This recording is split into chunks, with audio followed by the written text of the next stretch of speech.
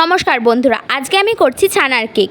আমরা তো মিষ্টির দোকান দিয়ে ছানার কেক কিনে খেয়েই থাকি। আজকে আমি ঘরোয়া পদ্ধতিতে বাড়িতেই ছানার কেক তৈরি করেছি। তো চলুন দেখে নেওয়া যাক কীভাবে সেই ছানার কেকটা করেছি। ছানার কেকটা করার জন্য আমি একটা মিক্সির মধ্যে চিনি আর ছানা দিয়ে একটা পেস্ট বানিয়ে নেব।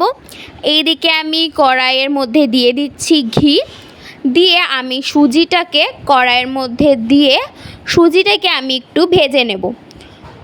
এদিকে আমি পেস্টটাও করে নিয়েছি, আর ওইদিকে আমি গুঁড়ো দুধটাকে গুলে রেখে দিয়েছি। এবার যখন সুজিটা একটু ভাজা ভাজা হয়ে আসবে তার মধ্যে আমি দিয়ে দিচ্ছি গুলে রাখা গুঁড়ো দুধ।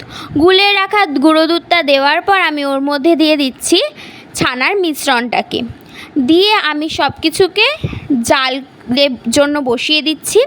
আমি একটা থালা নিয়ে নিয়েছি, ওর মধ্যে আমি ঘি মাখিয়ে নিচ্ছি।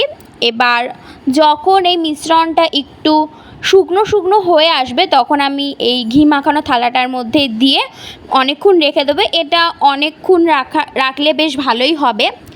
আর এখানে আমি ওইগুলোকে ডায়মন্ডের শেপে কেটে নিয়েছি। কড়াইয়ের মধ্যে ঘি দিয়ে ঘিটা একটু গরম করে নিয়ে আমি একে একে ছানার কেকগুলোকে ঘিয়ের মধ্যে ছেড়ে দিচ্ছি।